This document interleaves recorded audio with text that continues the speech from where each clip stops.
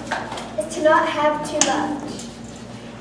Live in the moment and make it your best. Please welcome our president, Jaye Maynard.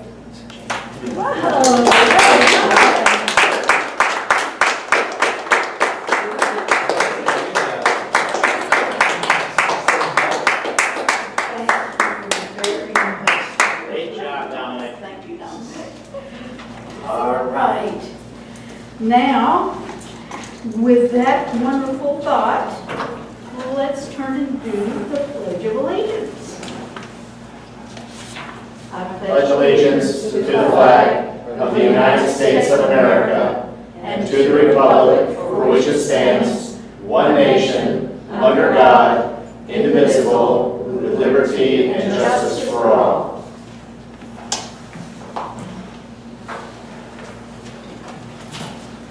Good evening, fellow Toastmasters. It's great to be here tonight. Good evening. Good evening. Let's see, we have no guests except our little young man, Dominic. Thank you, Dominic. And with that, we have no pre-programmed business. There comes a few people as far as I know. All right. Yay. Johnny. Matthew. So I'd like to move right on into our program then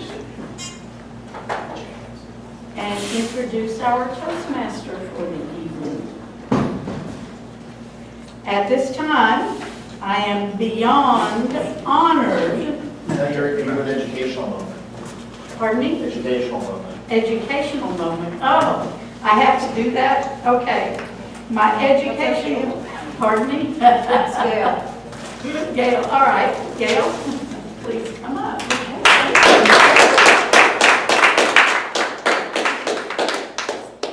Thank you, Madam President and fellow Toastmasters.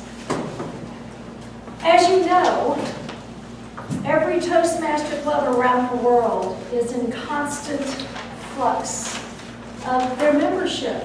The membership wanes and waxes. And our Vice President of Membership has been encouraging all of us to bring guests and prospective members. Our Vice President of Public Relations has been encouraging us to do so. I am here to compliment both of their efforts. I have a handout here for all of you. It has been abbreviated, even though it says hundreds of membership building out ideas. There are actually close to 220 plus ideas in this document that is available on the website. With that in mind, there are so many ideas of where to look for prospective and or new members that we are hoping that all of you will support our Vice President of Membership and our Vice President of Public Relations. And in 2 weeks, we're having part 2 of our membership drive, Superheroes. Take this information, let's fill this room with prospective guests, and let's make Central Florida Facilitators equal or succeed the Winter Park Toastmasters, who have 60-some members. Wow. Madam President.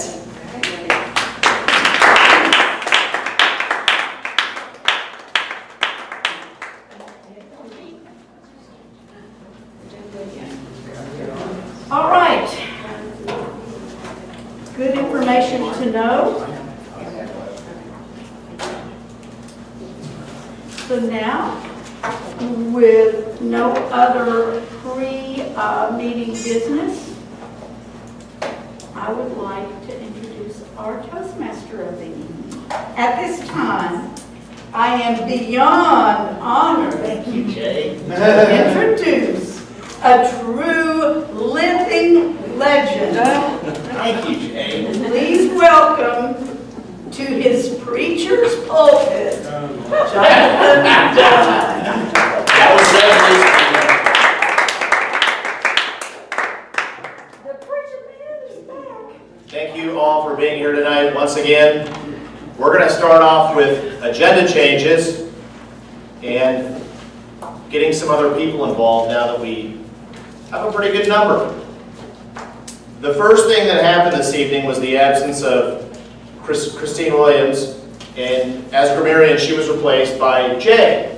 And as Jaye has already come up with the word of the day and is prepared to be grammarian, she's going to stay grammarian.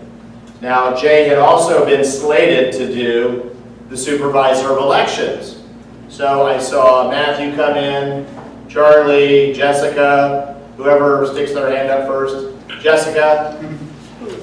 Charlie, yeah.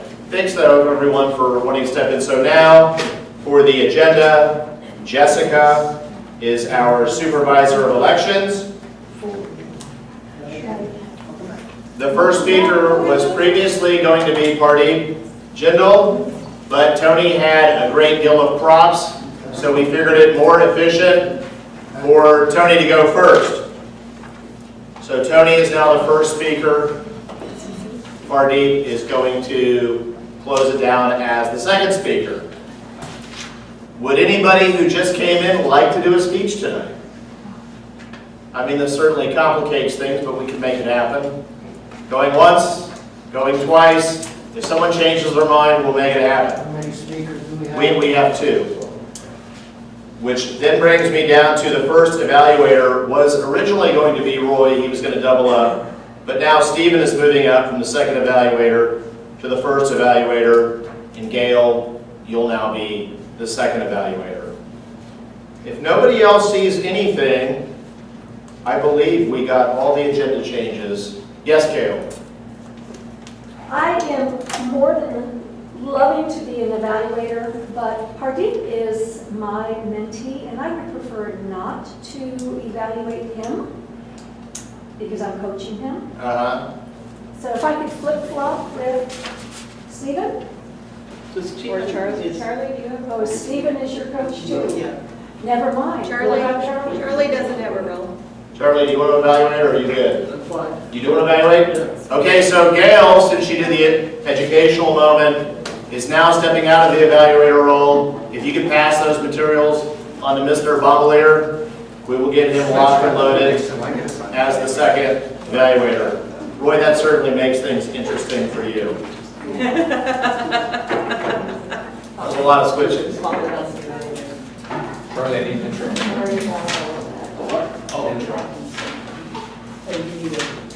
So now the topic of the meeting, the three isms. I'm sure many, yes, Toni. I'm giving a different speech. Oh yes, and I wrote that down too. Toni is now actually giving CC number 8, which is a visual aid speech, and the title is called Tribute to Mom. So thank you, Toni, yes. There are so many scribbles on this thing now, it's hard to figure it out. But as always, facilitators step up. Now you know what it's like to read your handwritten introductions. So the three isms. Here's what the three isms are. And this is actually not me going to be up on my preacher's pulpit. It's just really thoughts to consider. I was thinking back to 2005 when my son was born 2 months prematurely. And I literally couldn't hold him for 2 weeks. He was in an incubator.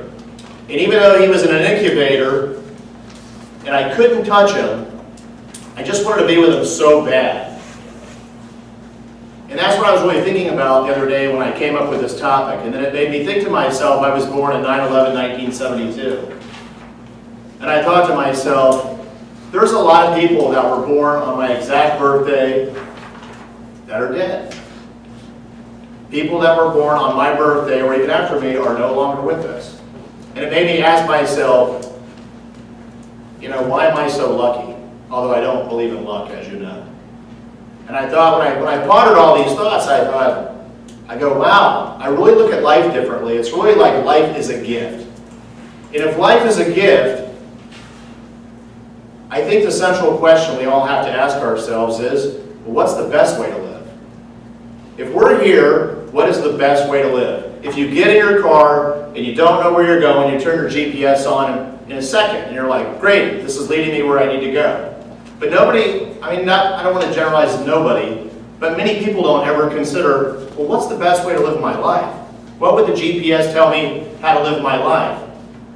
And that's what brought up the 3 isms, which come from one of my most favorite books that I ever read, The Rhythm of Life. When you're young, sometimes your mom sticks some food in front of you and you don't like it. But then what you do discover is what you do like. So I'm going to introduce you to 3 isms that society is really pretty consumed with. And we know how society as a whole looks right now. So these are really just points to consider, and I'm going to give you one per section. And the first one is individualism. And if anybody in here has owned a business or worked as part of a team on a business, when most people in that team are faced with a decision, has your inner dialogue ever shifted to, great, but what's in it for me? That's what individualism is. It's based on an all-consuming concern for self. Communities, teams, businesses will fail if everyone is consumed with simply the fact of, what's in it for me? It weakens, it causes suffering. It's really nothing but a cancerous growth. The fruits of having the mindset of an individualist are greed, selfishness, and exploitation. So if you ever worked on a team where everyone said, I only want to do what's right for me, it never really works out that well. But yet, that's a lot of people's mindset, especially people that have a scarcity mindset. We are now going to move into a more joyous note, the prepared speeches. Functionaries. Gosh, I'm rusty up here. I'm rusty. Very rusty. Yes, as we all know by now, these meetings are not possible without the sacrifices of our functionaries. So let's first meet our grammarian, Jaye Majors, and find out what she's going to be doing tonight.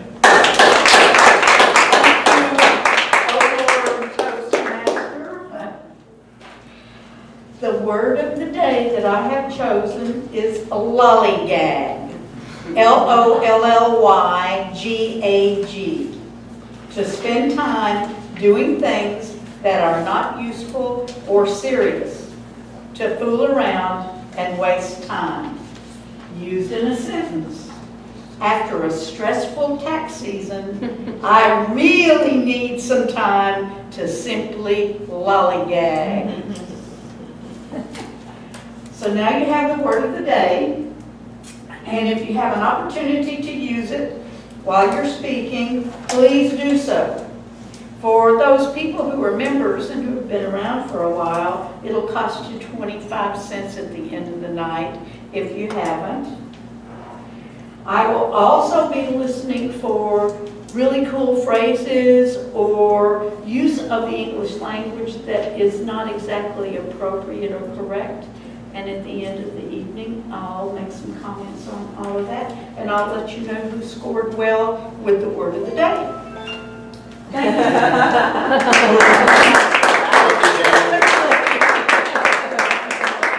Following up, Jay, is our timer, Miss Sarah Hunt.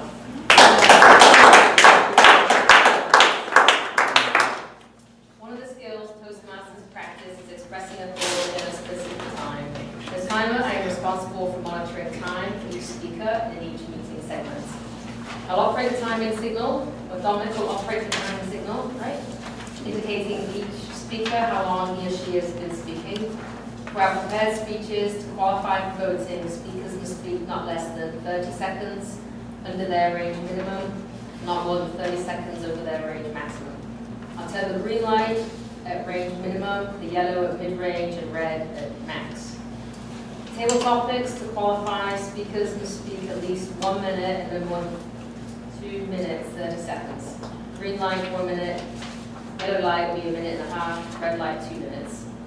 Evaluations, to qualify, evaluators must speak a minimum of 1 minute, 30 seconds, and a maximum of 3 minutes, 30 seconds. Green light at 2, yellow 2.5, red light at 3 minutes. I didn't talk about the prepared speeches we have.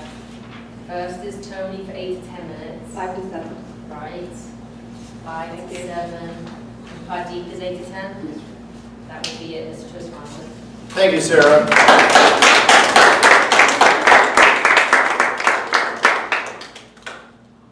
This evening, our owl counter is Julian.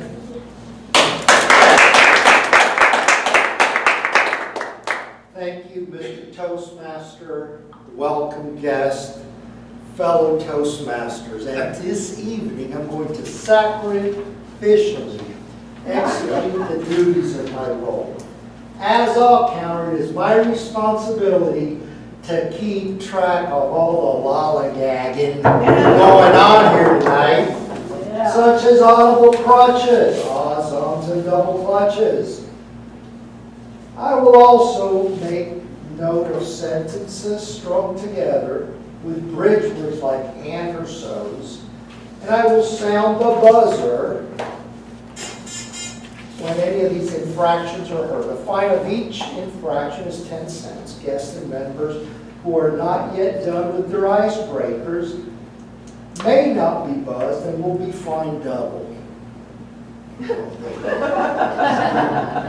See, she got nervous on that. I've got stinky. The buzzer is not meant to embarrass anybody, but to give immediate feedback of areas that need improvement. Mr. Toastmaster. Thank you, Julian.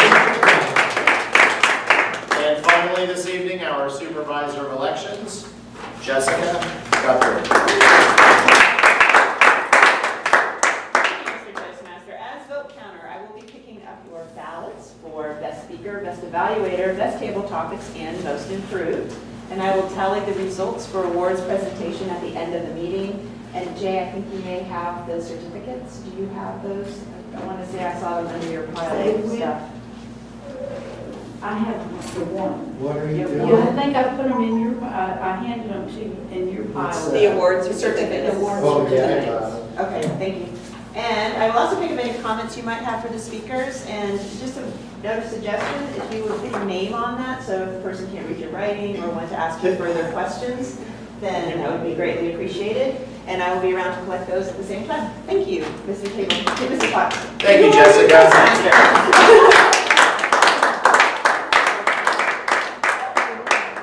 Now the prepared speeches.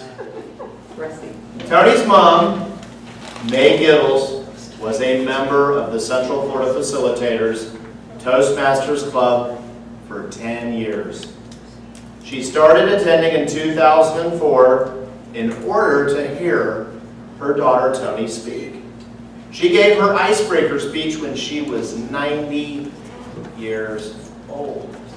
Over the course of 10 years, May gave 4 speeches that delighted and entertained our members. She admitted that she never understood all the notes people sent her, telling her she was inspiring and that her speech was wonderful. Not until the end, that is. May was in hospice care for 2 years. When her mom passed away, they invited Toni to give them 2 of her mom's blouses so they could make a special gift for Toni. The bear that is sitting before you, her mom loved dressing in black and white. As you can see by the photo on the table, May wore black and white for her very last speech.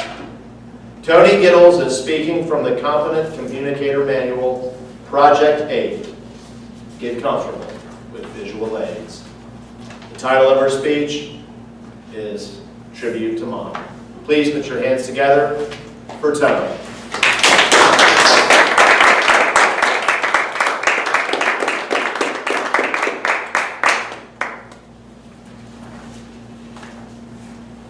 Mom, you lived, you loved, you were important. Mr. Toastmaster and fellow Toastmasters and our guest. As Mother's Day approaches, as well as my mom's 100th birthday this month, I wanted to thank you for your generosity and all your kindnesses that you showed my mother during the meetings, and to say a few words of remembrance. There was an incident in my mom's childhood that left a scar on her for her entire life. She was an only child for 5 years, and then the twin girls were born. For years and years, they were fussed over, dressed alike, and fawned over for how pretty they were. Mom knew her mother loved the twins more, and it was devastating. Fortunately, she was Daddy's girl, and that made up for some of the love. In telling me this story in 1996, Mom confessed to me that from the time the twins were born, she didn't feel important. Once I discovered this wound, I was very careful in my conversations with her, and I actually tried to be very thoughtful to boost her confidence and make her feel important, because she was. She was my mom. I'm my mom's only daughter, and I fulfilled the dream for her because she wanted a child. I always knew I was special. Mom often referred to me as her greatest accomplishment. Every success I had made her feel important. Mom was basically very shy. In fact, both of my parents were introverts. So when I started speaking at conventions professionally, they were flabbergasted and amazed. "Where did you learn that?" my dad would say. "We can't speak in public." Mom loved to attend my presentations at conventions all over the country. So it was really no surprise that when I joined Toastmasters, she wanted to hear me speak, and she wanted to come to the meetings. "Are you speaking tonight?" "Yes, Mom." "Are you coming?" "Oh, yeah. Pick me up. I want to be there." She attended so often, the members invited her to join. She was definitely hesitant, and her response was, "What can an 87-year-old possibly contribute to you youngsters?" She didn't think she needed Toastmasters. She was 87. She didn't need to know about leadership and public speaking. At my insistence, and because she loved me so much, she joined. She was an unconventional Toastmaster, however, taking 3 years to give her icebreaker.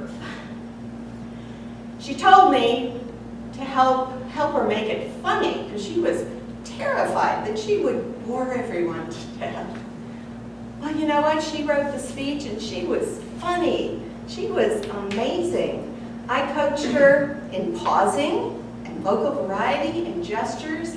She was an amazing student. She practiced people, practiced and practiced and practiced. She got a standing ovation and was voted best speaker at 87 years old. Over the years, Mom's health prevented her from coming regularly. You know, she was never the eye counter. She didn't ever evaluate a speech. She wasn't the timer. That's not why she was here. She was here to hear me speak, and I was here to get her to give more speeches. And I'll tell you why. Because the time I spent with my mother, listening to her stories and helping her create a speech, were magical moments. Absolutely amazing, incredible, wonderful moments. Gee, that's not on the Toastmasters brochure, that you're going to have an amazing time with your mother if you join. That was my bonus. She gave 3 other speeches, as you heard in the introduction, one about my father. She really did meet her Prince Charming and wanted you to hear her stories. And the last 2 were about aging. One was called 97 Isn't Like 87. It really wasn't. And she told you all about it. And the final one was, we did an interview style because of her poor vision and memory problems. But she ad-libbed and she said the funniest things. She said I was a mischievous child. I was perfect. Everybody laughed. She concluded her interview with 3 very powerful suggestions for the audience. 1 was go to the dentist, because you'll hate wearing dentures. 2 was be kind to your children. You may need them to take care of you later. And 3, save your money, because old age is expensive. I'll always remember the last banquet in December that we attended. I was awarded Outstanding Facilitator, and she was smiling and so proud. I remember her words, and this is how pervasive her wounds were from childhood. I didn't know you were so important to the club. I wouldn't have complained about your meetings so often. For nearly 11 years, I spent my time, money, and creativity making sure she knew she was loved and she was important. Thank you, because you made her feel loved and important as well. Mom, you made me happy working on speeches. I will never forget. I believe Mom finally understood from your comments and from my conversations with her that she was important. I think she got it before she died. Mom, you lived, you loved, you were so important to so many people. Mr. Justice.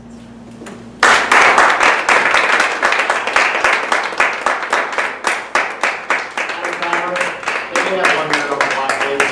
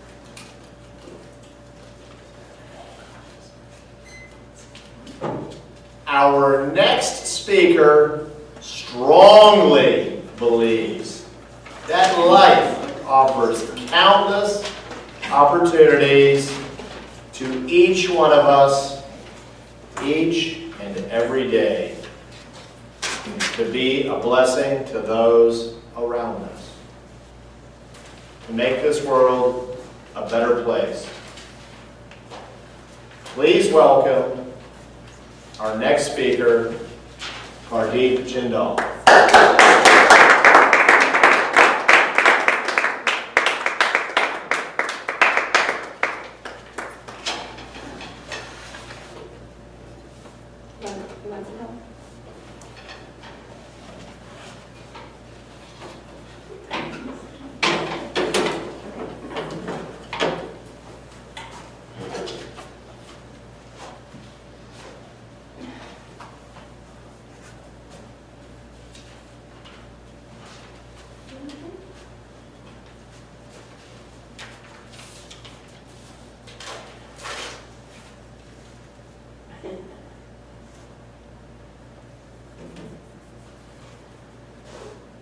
You cannot go through a single day without having an impact on those around you. You always have to decide what kind of difference you want to make to this world. Mr. Toastmaster and your friends, how many opportunities do you think we get every day to make a difference in somebody's life? 1,000. 1,000. According to Nobel Prize winning scientist Daniel Kahneman, we experience 20,000 individual moments or touch points every day. Every moment lasts for a few seconds, and some of them have a potential to change your life or somebody else's life. How many of you have heard about Tony Robbins? Please raise hands. Tony Robbins. For those of us who haven't heard about him, he is one of the best motivational speakers of 20th century and maybe 21st century. According to American Express, he is one of the top 6 business leaders of the world. And according to Forbes, his net worth is more than $500 million. He has so many bestseller books, and I'm a huge fan. A fact about him which is less known is he had a very tough childhood. His parents were alcoholic and they were always fighting. So he shares a story about a life-changing experience when he was 11 years old. It was Thanksgiving and there was no food in the house. So a stranger knocked on the door and offered some groceries and a turkey. And his alcoholic father shouted, "Take this away, we don't need your charity." But the stranger was still kind enough and he said, "I would appreciate if you can have it." And Tony shares openly that was one of the life-changing experience for him, because he felt for the first time in his life that a stranger cared for him. And it set off a ripple effect, because when Tony was 17 years old, he contacted his local church to get the name of 2 families in need, and he delivered groceries to 2 families anonymously. He had earned this money by working as a janitor. Next year he fed 4, and the next year he fed 8 families. As of today, his foundation, Tony Robbins Foundation, is giving away 100 million meals every year just in the United States. And Tony attributes his huge success to that life-changing touch point that a stranger had on his life. And you all can change the world. Maybe not all at once, one person, one animal, or one good deed at a time.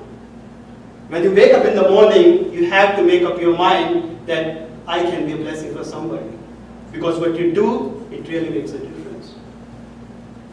Many of you may remember about the story I shared about Mr. Nick Vijukic, who was born without arms and legs. And today he's sharing hope for millions of people around the world. If you remember, his central message in most of his speeches is, let's not wait for a miracle to happen in our lives, and let's be a miracle to somebody else. And I had such an experience that I would love to share with you, and Ms. Sarah will share some of the pictures. So last year, in April 2016, it was a beautiful Saturday morning, and we had plans to go to SeaWorld. So I still wanted to finish my quick workout, so I finished it, and I called my wife from the car. "Honey, I will be home in 5 minutes. Get everything ready, and we'll leave for SeaWorld." As I ended the call, I saw something very unexpected on the road. Right in the middle of the road, there was a duck and 11 of the beautiful ducklings. Just like every other driver, I started taking pictures. But after a few moments, I realized I needed to do something more than just taking the pictures. So I parked my car in a spot that I could find and got out of the car, and I tried to move them in a parking lot where it was safer. The problem was this duck family did not know whether I was a friend who wanted to help or whether I was an enemy who was just looking for a duck sandwich. So I kept struggling for a few minutes, and then a lady came out and talked to me. "Hey, been watching you from this shop where I work." She worked in a hair salon nearby. and I would love to help you. I was like, wow, yes, let's do it. And it worked out really well because she was helping them from one direction and I was helping them from another direction. 10 or 15 minutes into this whole process, and she said, hey, I needed to leave because I'm an early worker, and then I was in charge of the whole situation again. But by that time, thanks to the duck's IQ, they had figured out this guy is probably a friend because he's not planning to hurt us. And they started following my directions. Something else happened. The lady had told me there is a lake around a mile from here. But guess what? I found no lake there. And I'm like, okay, what do I do now? 30 minutes into the process, and I really wanted to leave them into a safer place. Long story short, I talked to some other locals there. They told me there is another lake nearby, so I found it, and finally I was able to drop them into their home. When I was leaving from there, I had an awesome feeling that they are safe. And in those 40-45 minutes, I had developed a strong bond with them. So when I was coming back into the car, there were some ladies, mostly elder ladies. They were having a breakfast at Panera Bread. They said, hey, we were waiting for you. Were you able to drop them into a lake? I was like, yes. So they clapped for me and they said, you are a true hero. So when I got back into the car, I was feeling the weight of these words. Because 30 years, they were never used in my context. So I shared that with my wife, and she said, okay, you don't believe you are one, but what you did for those duck family really made a difference for them. Because somebody would have just easily run them over. And the fact is, most of us have that opportunity every day. I took all these pictures to show it to my little one. But when I was looking back at the story, I found out there was a lesson for each one of us. Because that opportunity to be a blessing to those ducks came right in the middle of a very busy life. I was not looking to be a blessing or whatever. I was on my way to house so I can leave for SeaWorld. And also, God sent me help when I needed it. I never expected this lady to appear and say, hey, let me help you. So the fact is, we all can be a blessing, be it a grocery store, be it a warehouse, be it an aeroplane. Look for opportunities to reach out to people, elderly, handicapped, pregnant women. Can you load or unload their car? Can you open the gate a little longer? All of this makes a difference. And Mother Teresa summed it up so nicely. Never worry about numbers. Help one person at a time and start with the one nearest you. If you cannot feed 100 people, just feed one. All of us get so busy in our daily lives that we seem to forget life is short. We all live like we are never going to die, and then we die like we never lived. Life is really short. Even the Bible says our life is like a mist, like a vapor. We are here for a moment and then we are gone. There is no guarantee that each one of us would be here tomorrow or next month or next year. But the impact we can leave on this world or society or a family, that would be there forever. We talk about Gandhis or Mandelas or Lincolns because they left this world better than they found it. And it's my sincere belief that each one of us has that opportunity and we can make all of this happen. Please remember that one life can make a difference. Be that one today. Mr. Toastmaster.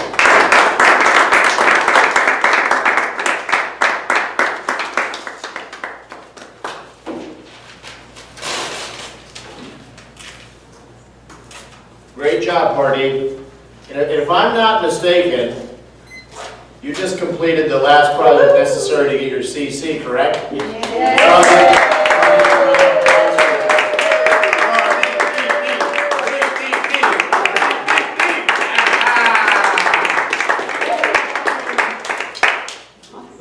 It's a great achievement, and you really completed it with a really great speech, man. And in like 6 minutes. All 10 speeches. Pardeep's first 10 speeches went by like mist. So, Madam Timer, may we have 1 minute on the clock?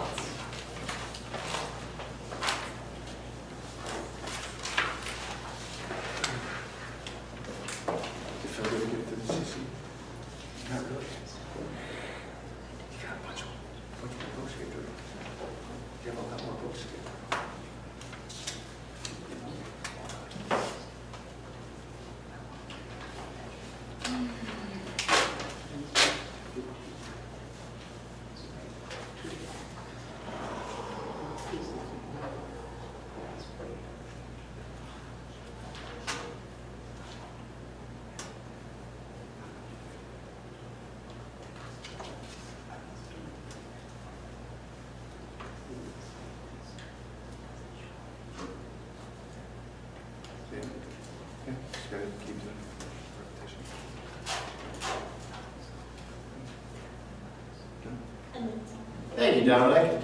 We have a timer, Dominic. Can we get a timer's report, please?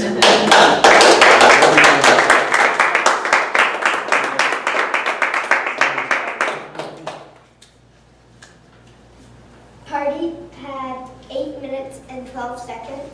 He qualifies. Toni had exactly 7 minutes and 30 seconds, and she'll qualify too.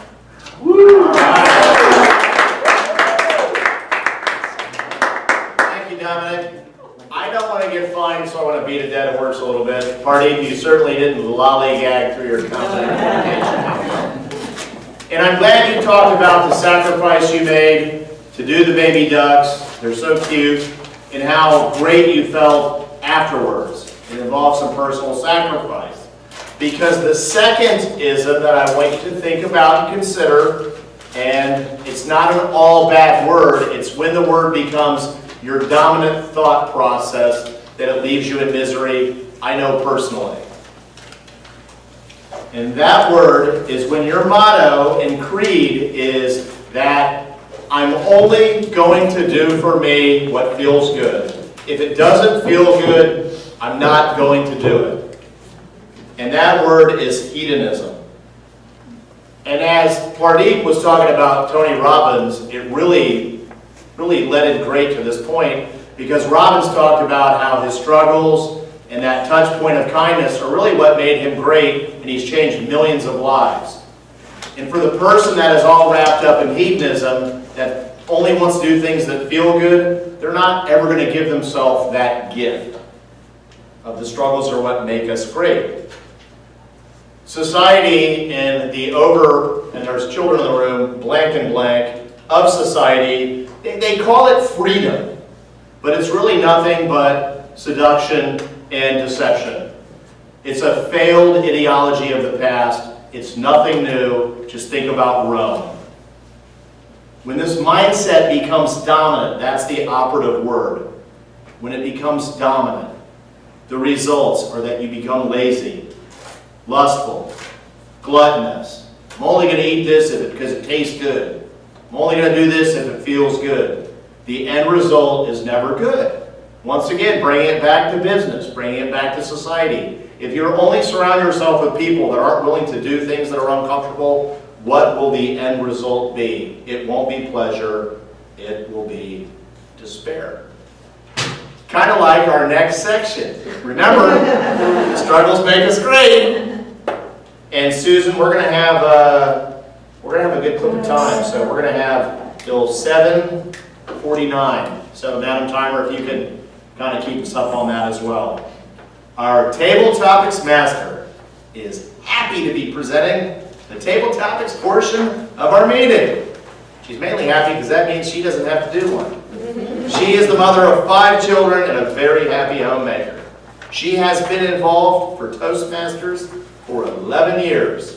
She has served as a club officer several times and still serves as Sergeant at Arms for one of her other clubs. She has served as area governor, division governor, fall conference co-chair, and is also, wow, I didn't know that, excited to be taking on the role of area director next term. Here to present table topics, please help me welcome distinguished Toastmaster Susan Morgan.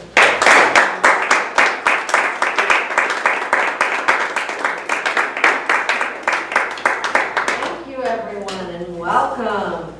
Table topics. This is the portion of our meeting where we get to work on our impromptu speaking. What I'll be doing is asking a question and giving you 1 to 2 minutes to answer that question. And we will start now because we have questions to get through. When was the last time you tried something new? Julian.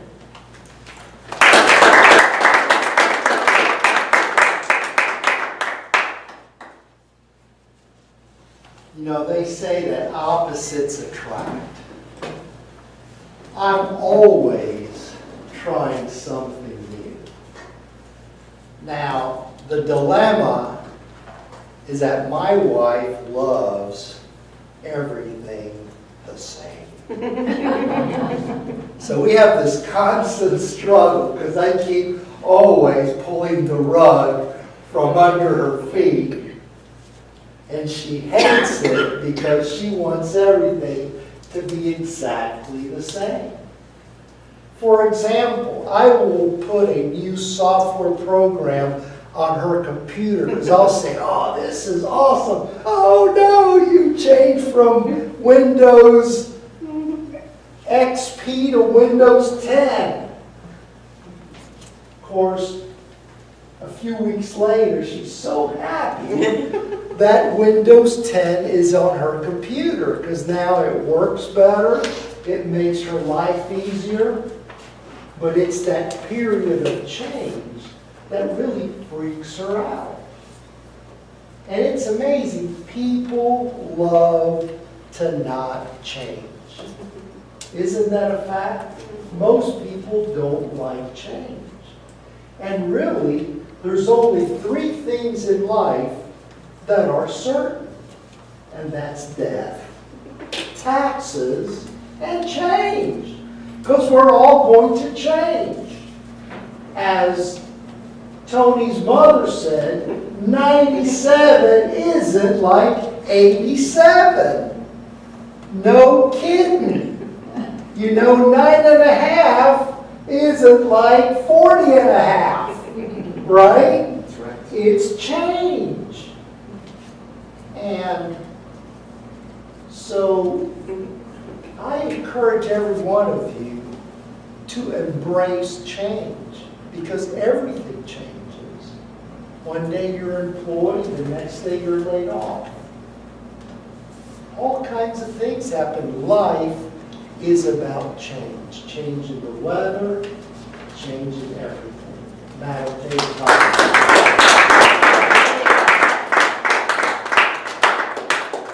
What is the most sensible thing you have ever heard someone say? Matthew.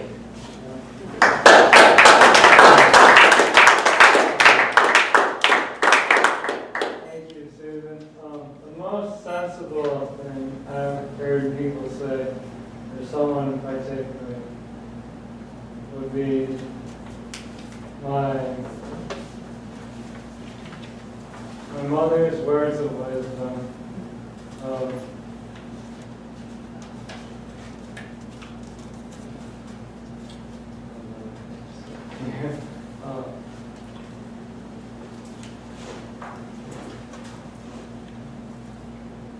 She had too much to say, huh? yeah, there's always too much.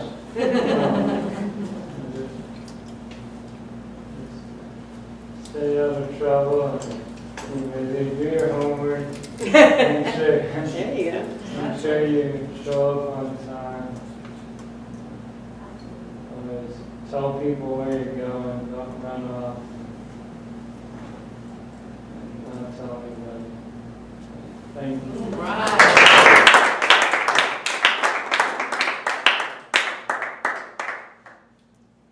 What gets you excited about life? Gail.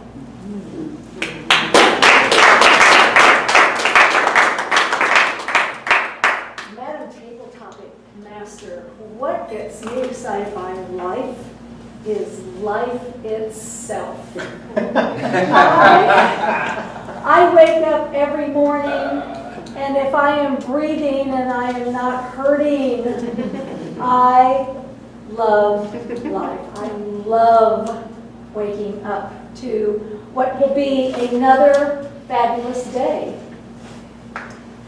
And to take a tiny bit onto messages shared with us tonight by both of our speakers, you don't know what your day is going to be like. You don't know who you might touch, who you might influence. You don't know if you are going to be seeing your Toastmaster friends this night. You don't know. So live that day as if your mantra is carpe diem, seize the day. One of my not famous, but one of my favorite philosophies, it's short and simple, and I believe Bill Cosby said it, was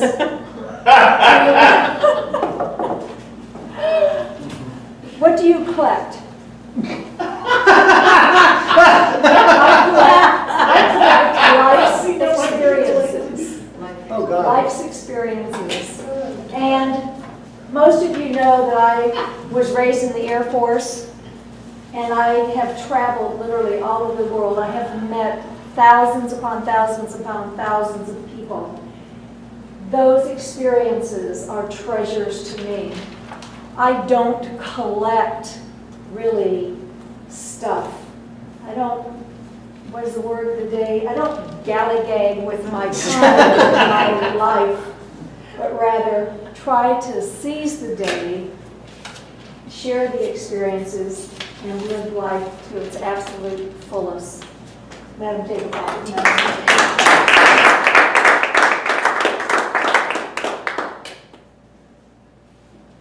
Which is worse, failing or never trying?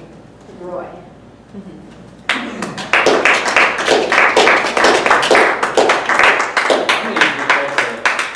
Question for this audience, right? And we're all in Toastmasters. We know we're all trying, right? Just by being here, something as simple as public speaking.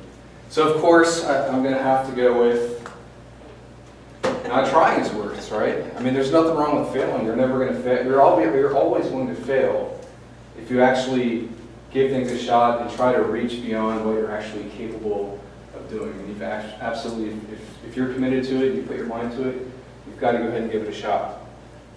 I think that's really clear and apparent for everybody in this room. I do want to comment on a couple things regarding, I think it was regarding an earlier question regarding advice or what was the best advice you've ever heard. And there's a couple comments from folks in this room that I want to comment on. And one of them is from this guy right here. And it's nice and short and simple, but it kind of cracks me up and it stuck with me. And every time I'm at home chilling on the couch about to grab a beer, Jonathan Dunn pops in my head. He goes, would you really put fast food and beer in $1 million racehorse? And when it comes to like trying new things and pushing yourself to the limit and taking those risks and taking those chances, that's really what it comes down to, you know, taking care of yourself and not doing those types of things. And also, I know I'm getting off topic here, quick shout out to Gail as well. Live life has an expiration date. You get so many colorful phrases from this group. I just absolutely love it. And whether you believe it or not, or realize it or not, these little things actually stick. So I appreciate that. Good.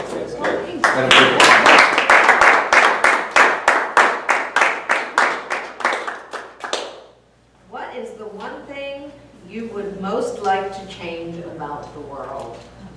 Jessica. Oh, good Lord.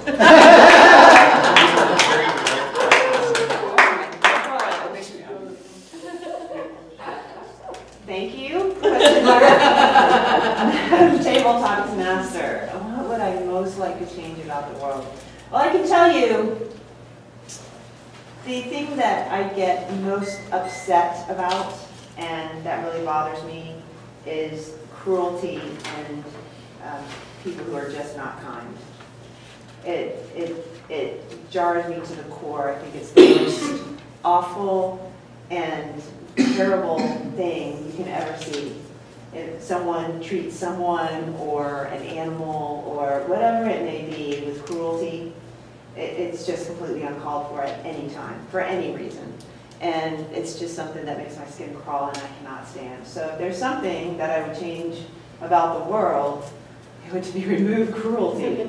I mean, we're all going to go through difficult times and there's always going to be sadness. And I would love to say, oh, I would love to remove sadness, but it's just not going to happen. And life is a sine curve, right? We have ups and we have downs, etc.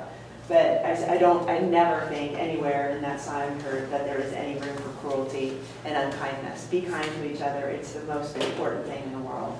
And when you see cruelty, point it out. Don't let it go unnoticed, and make sure that people know that it is wrong, because it flat out is wrong. And that's my one thing, if I can change it about the world. Sorry, that's an uplifting thing, but it's true. That's what I would change about the world. Madam Chair.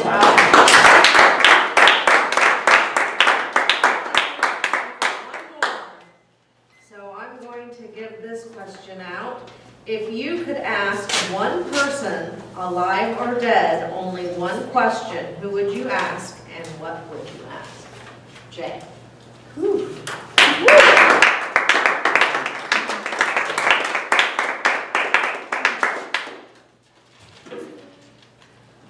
Thank you, Madam Topics Master. That is a rough question. Alive or dead? Maybe the dead should keep their secrets, do you think? I know a few who do have a few secrets. I would rather speak to someone who is alive, who's living in the moment today, who has a perspective on what would be able to help anyone here in this world, to help the society that we have, and to help the people who are going through horrific things. To ask for their insights on what they see. For example, the insight about getting rid of cruelty. And how can we go about doing that? What would your first step be to get rid of those things that tear our world apart? I think that's the question I would like to ask. And I'd like to ask that of every living person in this room. What would you do? What would your first step be? Not just what would you change, how would you change it? What would make it happen? What do you think is the most important thing that needs to be done? And then take action on it. I would ask all of you to think about what action you can take, whether that's calling a congressman, writing a letter, contacting the newspaper, not just sitting there, keeping it to yourself. Even sharing it in a venue like this is not enough. The people who have to make the decisions for us need to know and need to hear those perspectives. Sometimes I wonder why they're unable to determine how to go about making the changes that would impact all of us in a positive way. So yes, that would be my question. How do you start? What do you start with? Not just the end point. Thank you, Madam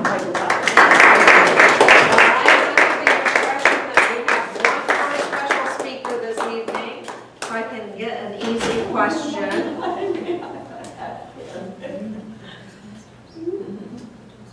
What does your joy look like today, Dominic?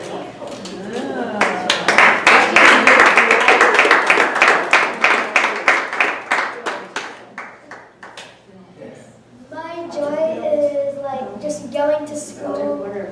I like it because I get to like be with my friends and we get to play together. I fortunately get good grades, so I'm fine with that. And then when I get home from school, I get to play with my sister and friends because we have lots of kids in our neighborhood, and it gives me a lot of joy. So that's what. All right.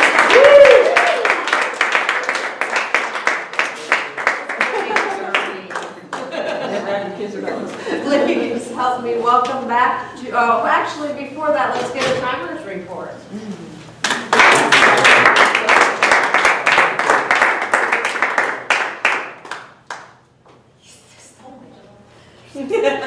Right, so the time, we start with Julian, trying something new for 2 minutes and 23 seconds, qualifies. Matthew, the most sensible thing, 1 minute. Gail, excited about life, 2 minutes, 10 seconds, qualifies. Roy spoke about failing or never trying for 1 minute, 42 seconds and qualifies. Jessica, one thing to change about the world, 1 minute, 19 seconds. Jaye, I just wrote one question about life, 2 minutes, 20 seconds. And Dominic talked about joy. I messed the clock up. I'm sure he but He qualifies. I think he qualifies. That's my timing report tonight.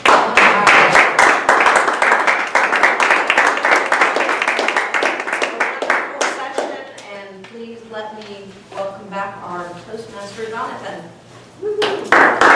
Thank you, Susan. Great, deep questions. Now I get to give you the third ism. This is a huge thing that goes on in the world right now. It's referred to as lukewarmness in your life. And it's really kind of actually, there's two separate meanings for this word, but it's minimalism. This isn't the good minimalism, this is the bad one. And this is when your mindset is, what is the absolute least I can do to get by? What is the least I can do to keep my relationship alive? What is the least I can do to keep my job alive? Minimalism, quite simply, it is the enemy of excellence. And that leads us to what is the best way to live. And the best way to live can be traced back to the single most important principle you will ever decide to explore in your own life. And that is when you make the decision that I am going to be, Roy, remember this, so it can replace the racetrack one, racehorse one. You're meant to be the best version of yourself. And when you're engaged in activities that don't fall into alignment with that, this will be a tough one for you to stomach, but it's probably because on some level you resist your own happiness. The second, there's three, and that is the philosophy of virtue, which is excellence and honesty in both your professional and personal life. And the third one is having self-control. I'm pretty sure no one in the room would raise their hand and say, I want to be a slave, I want to be a slave. But when you do not have self-control, and there are things that you have to do that don't fall into alignment with being the best version of yourself, in a sense, you're a slave to it. So having self-control is the third best way to live. And now, I can turn over the pulpit. That's been heavy. You may have to get some help. To the general evaluator. I was hoping you were coming. I saw you walking up there as I came up. In the spirit of isms, we all know good evaluators exude traits such as neutralism, optimism, and subjectivism. But what attributes should good evaluators shy away from? I've got a couple off the top of my head. Alcoholism, cronyism, despotism, narcissism, nepotism, nudism, pessimism, plagiarism, racism, and I honestly can't even pronounce this one. Tarantism? What is that one, Roy? I don't recall off the top of my head. Just to name a few. Something that an evaluator should not do.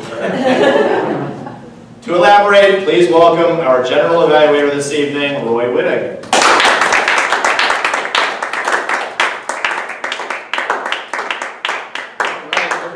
Favorite time of the evening where most of us are done. You can sit back and relax. You survived that table topics, you survived that speech.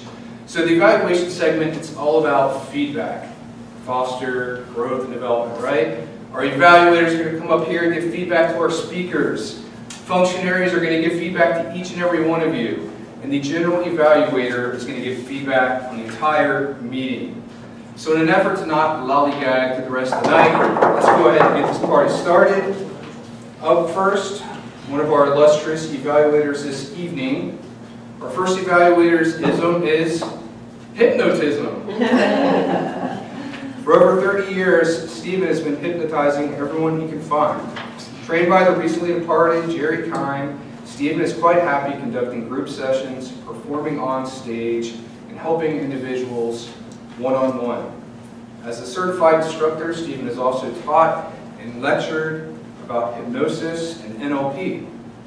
Whatever your goal is, if you can imagine it, you can do it. Whatever your dream is, Stephen can help you reach it. Here to help Toni achieve her dream of becoming a better speaker, please welcome Advanced Toastmaster Gold, Stephen Morgan.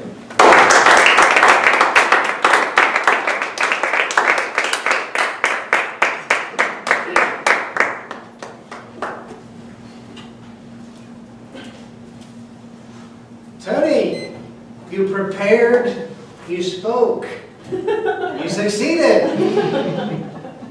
Mr. General Evaluator, fellow Toastmasters and guests, I must have to say, your mom didn't think she was important. I'm flabbergasted now. How could she not feel important?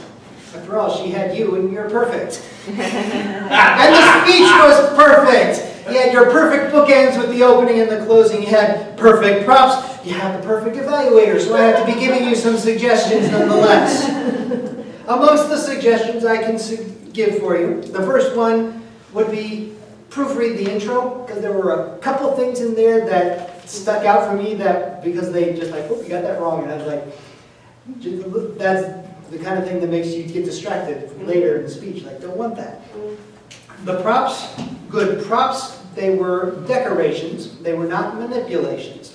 This particular project, the getting comfortable with visual aids, is more about the aspect of having to manipulate the visual aids during the project. They were very colorful and illustrative, though I couldn't see the doll because of Jonathan's chair. That's my problem, I guess. The suggestion, of course, that you probably need most, since you had pointed out to me, hadn't just finished the speech itself, is the very suggestion you gave the rest of us. Practice, people. Stop lollygagging. Get it done. Get it done in time. You have time to practice. You actually came through very smoothly in the many years that you've had of doing things at the very last minute. They pay off in those moments. The conclusion that you gave when you repeated the beginning, your voice dropped in volume a significant amount to a point where I almost could not hear you. So that leaves me with the question of, what was it that you wanted us to feel or do when you had finished?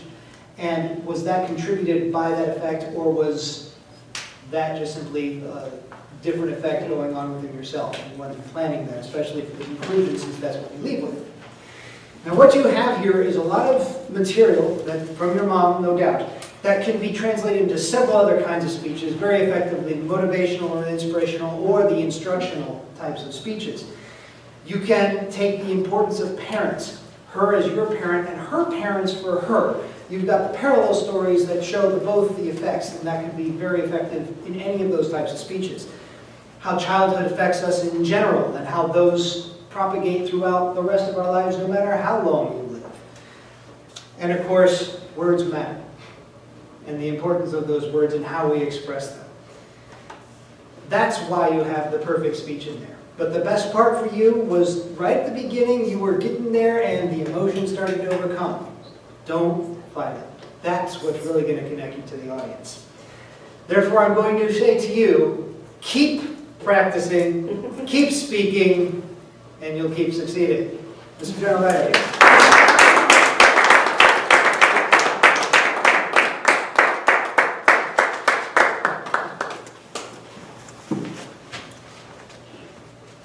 Thanks, Stephen. Our evaluator for Pardeep, Jindal, thought he was being coy by coming in the back door a few minutes late. And in the active role, it's because he's tired from bicycling with one of his warriors for 2 hard hours. In reality, he's honored to evaluate an incredible upcoming Toastmaster in his 10th speech. Please help me introduce Charlie Bombardier, evaluating Pardeep, Jindal.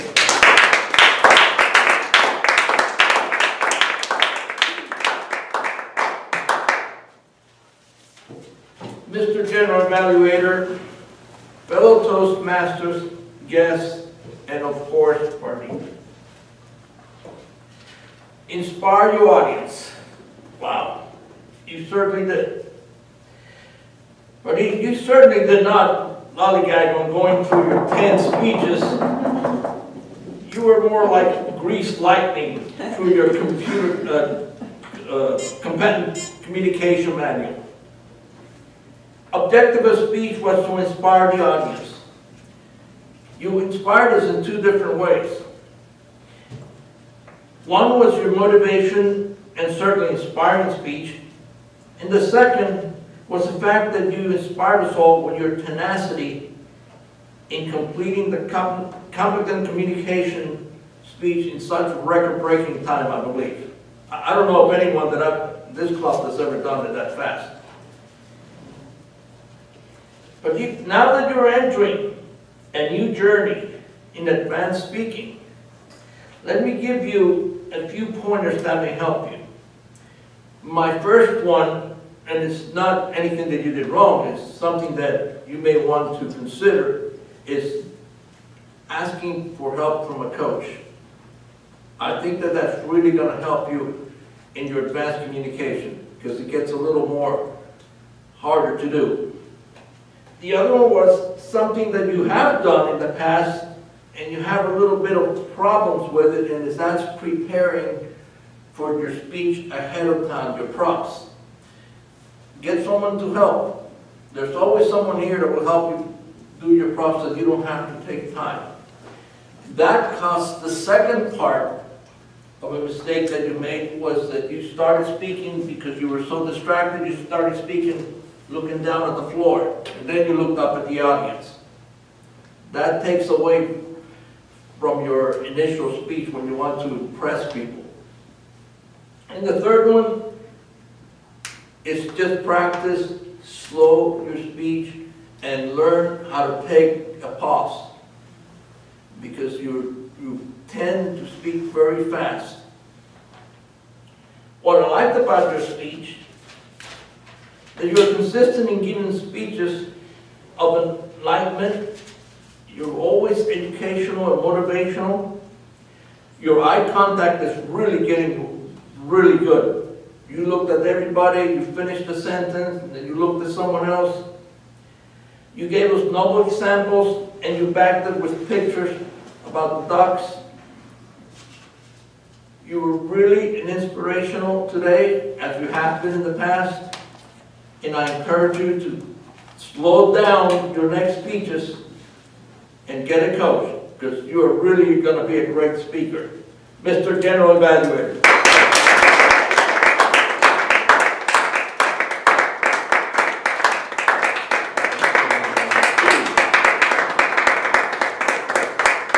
Thank you, Charlie. Can we get a timers report, please?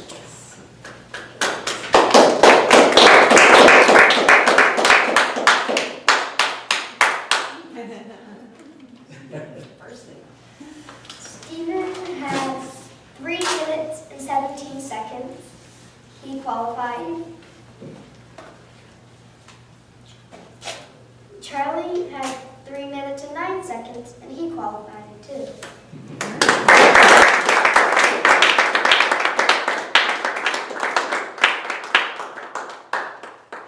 All right, if you could go ahead and vote for Best Evaluator, and Jessica will be around for the ballot. And we'll go ahead and move into the Functionary Reports while she's making her way through the room. Can we get a report from the grammarian, please?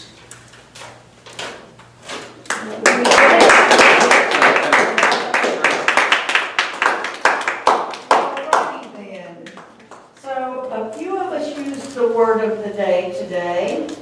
Stephen, Roy, Charlie, and Jonathan. And Gail. And Gail. And Gail. I was the first one. Were you? Yes, right after you used accounts. He did? All right. It was part of my introduction as a all county. Oh, okay. Yeah, that's right. That's right. Exactly. Exactly right. And a few phrases tonight. Let's see. When Toni was speaking and you spoke about your mom and her family, you said she was Daddy's girl. That got me. I was Daddy's girl when I was growing up. So that was one that got me. Your practice, practice, practice always hits us. And several other people have said something like that.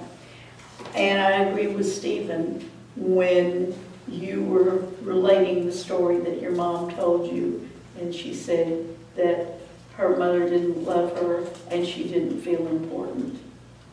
That is very impactful.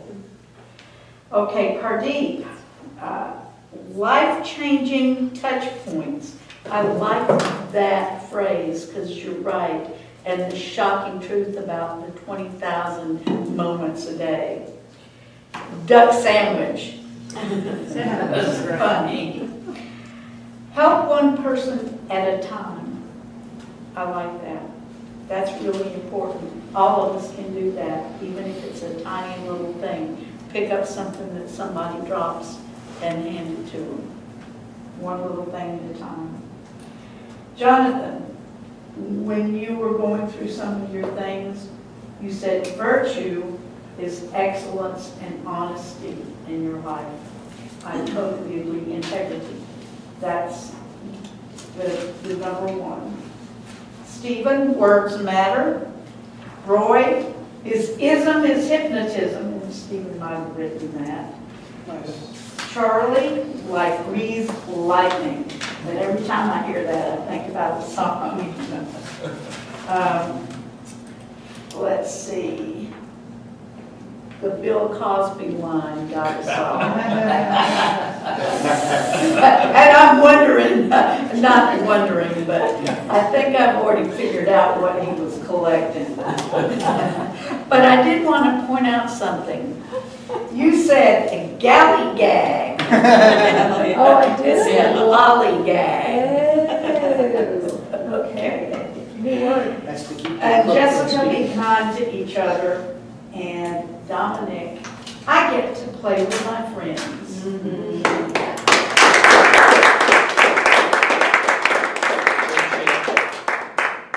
Julian, lockout report.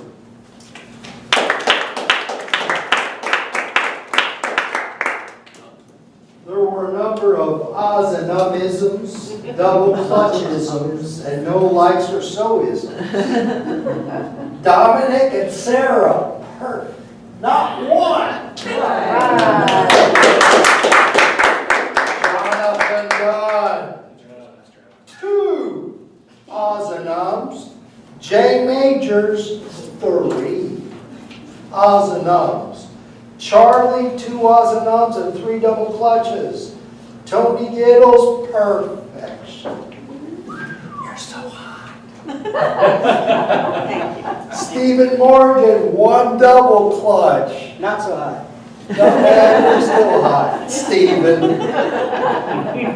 Susan Morgan, you were hotter than Stephen, as usual. Jessica, need to come back and brush up. 1 ahs and ums, 3 double clutches, and 1 like and so. Matt, 1 ahs and ums, not bad, pretty good. Pardeep was perfect. Roy, 5 double clutches. That was just in your table topics. Then you got warmed up, and your second win was just perfection. And Gail, 1 ahs and ums, and that's it. Thank you, Mr. General Manager.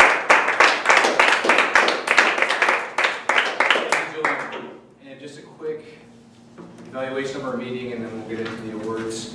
I don't know about everybody else, but it was 6:45, and I looked up, and I got a little nervous when I just saw the Morgans and Jonathan and Pardeep. So, and then I just put my head down, and I started writing some notes, and I looked up, and everybody was here. So I want to just give thanks to, I think it was the Morgans, but somebody stepped in and took care of Sergeant of Arms. When I got here at 6:35, the room was pretty much set up and good to go, and I apologize if somebody else did it, but thank you to whoever did that. Jonathan, great job reshuffling the deck. It was kind of chaotic in the beginning. Well, it actually worked out perfectly smooth, and I thought you did a good job getting the agenda in order and getting everybody in place. We started a little bit late, but we just got through it, and we'll get through it on time. Great speeches, great evaluations, even great functionary reports. Somehow. A couple of feedback that I want to share with the group on how we can improve. First and foremost, always go into Easy Speak and meet up. Make sure you sign up, sign in, validate that you're coming. And then second, make sure you get your speech information to the Toastmaster as quickly as possible throughout the week, especially if he reaches out and asks for your information so he or she can get the agenda done. So I know we're all guilty of it, but just a couple of friendly reminders. With that said, I'm sorry, I don't know if you're a guest or... Yes, she's a guest. Yes. I'm sorry? And last week also. Oh, okay. I'm sorry, I wasn't here last week. If you don't mind Ashwija? Yeah, Ashwija. Maybe standing up and just letting us know your thoughts and feedback on the meeting. Ashwija, this is the second time I'm coming here. 8 years back, I worked as a lecturer in the college. There I was so confident because I was teaching in front of kids there. I can talk in front of them, whatever I can talk, they'll believe me. But I like this club, but I don't know, I may take longer time to participate and come there and talk because you all look very professional to me and I'm very junior, but I definitely try to come here without missing any sessions because I enjoy the speeches you give and I learn from you and definitely I'll participate in this very soon. Thank you. Awesome. Great. Thanks.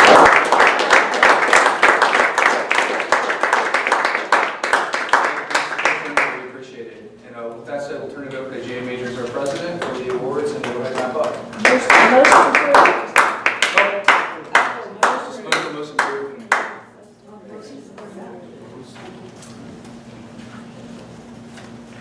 Did everybody vote for most improved? I had notes. And I'll give a little bit, a few moments here for the voting to go on. Gail, do you want to look at the schedule for next week? Sure. There's one of the better tips.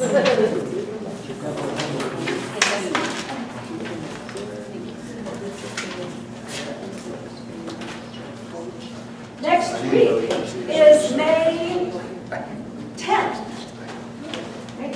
Yes, May 10th, my son-in-law's birthday. Guess who will be here? That's right. Nor will Jessica.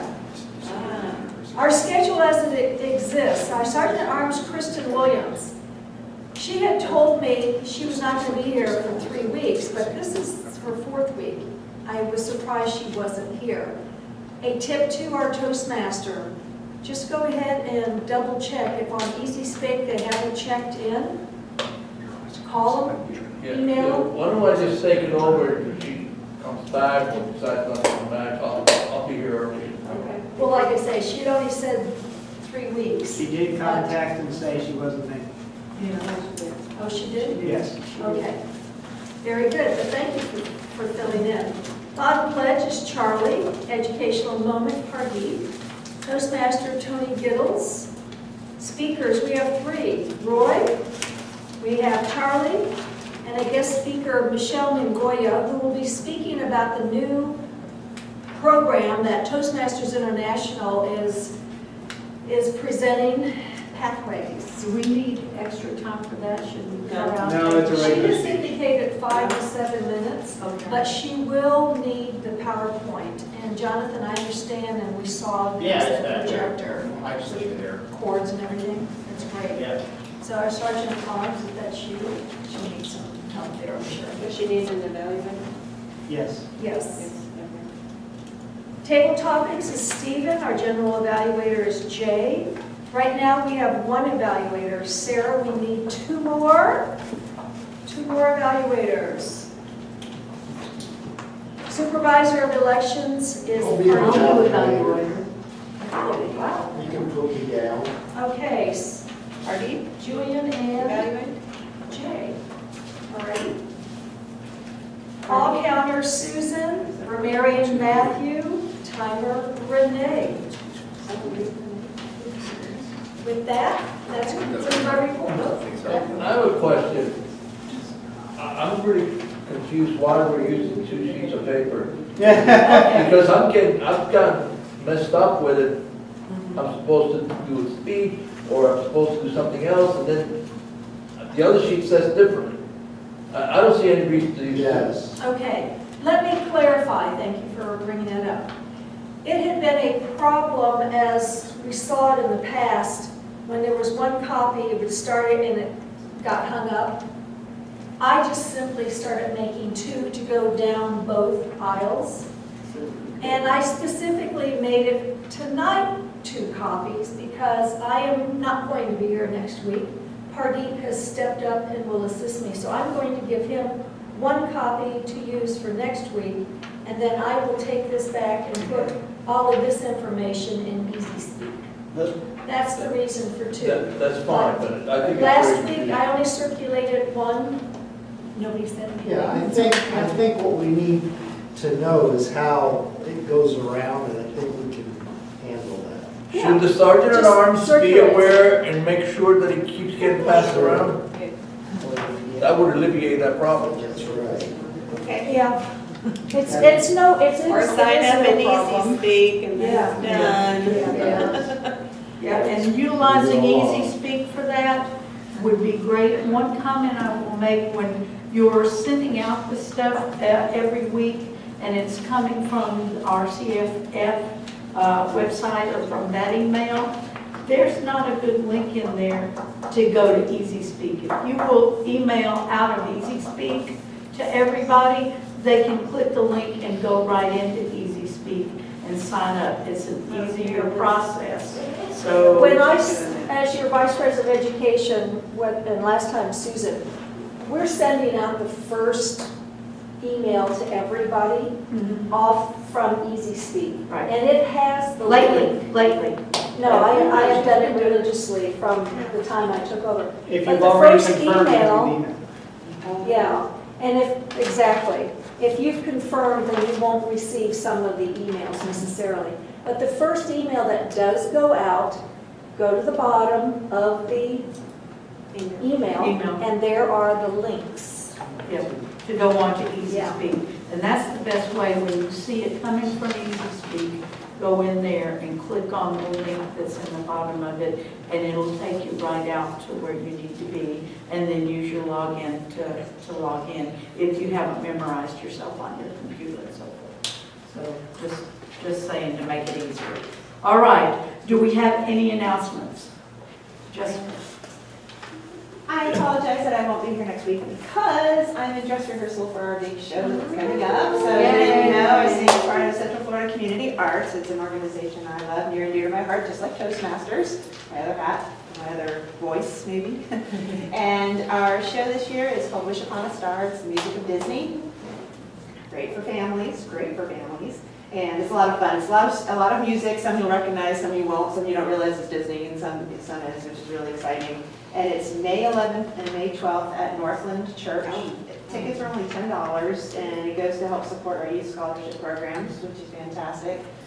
Typically, we have 2,000 people at each show, so it's a pretty big deal. It's a lot of fun. Great performances. There's 320 singers this year. There's 120 in our orchestra. There's characters, actors, dancers, the whole 9 yards. So it's going to be a lot of fun. So if you guys can come on the 11th or 12th, I'd love to see some familiar faces out there. I'll try to find you. Let me know if you're coming, so I know to look for you. But hopefully you guys can come. And I just odd again, so give me Julian. Thank you. The thing next week is Mother's Day. I think I've already done it, but Yeah. but it is Mother's Parenting. How about parenting? Mothers and parenting. Things mothers. I have not placed the order to Toastmasters International. If you need anything, I am going to place that tomorrow. I have heard from 4 of you for manuals and whatnot. So our executive committee, if we need any supplies, let me know. Did you log And I emailed you the other day. Yes, we've got that going. Because I haven't received anything. Yeah, not yet. Okay. I emailed you with Yes, I've heard from 4 folks. All right, you have one other announcement, which is Conference. Exactly. Toastmasters Conference for District 84 is May 19th. and 20th. And 20th, correct. May 19th will be the Table Topics Contest. May 20th will be the International Speech Contest, which will be very exciting. We've got some great representation from Division D. And then all day Saturday, there's some fantastic workshops. I was looking at those just yesterday, and they're really great. You can learn a lot. So if you have the opportunity, please come to the conference.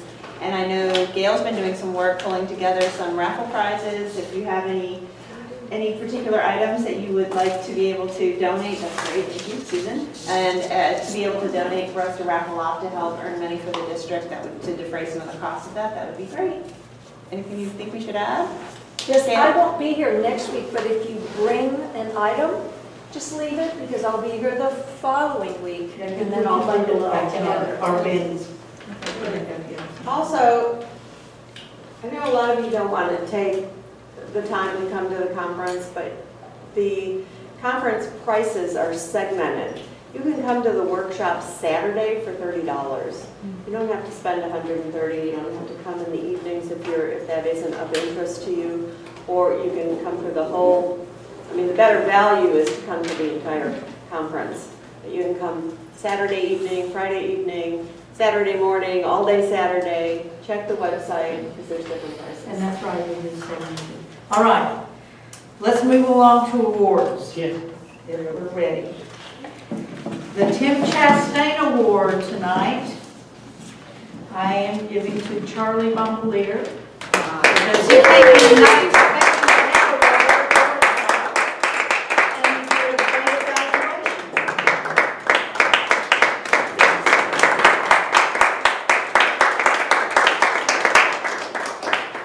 The Most Improved Award, Matthew Salazar.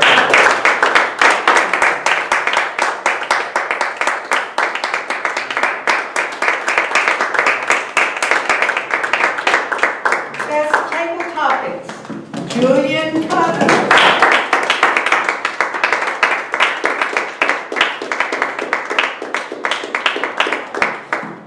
Best Evaluator, Stephen Morgan.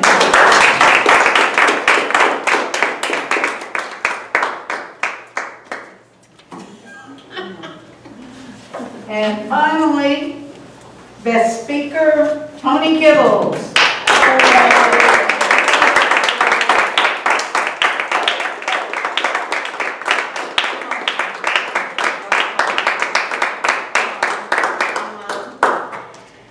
And without further ado, meeting adjourned.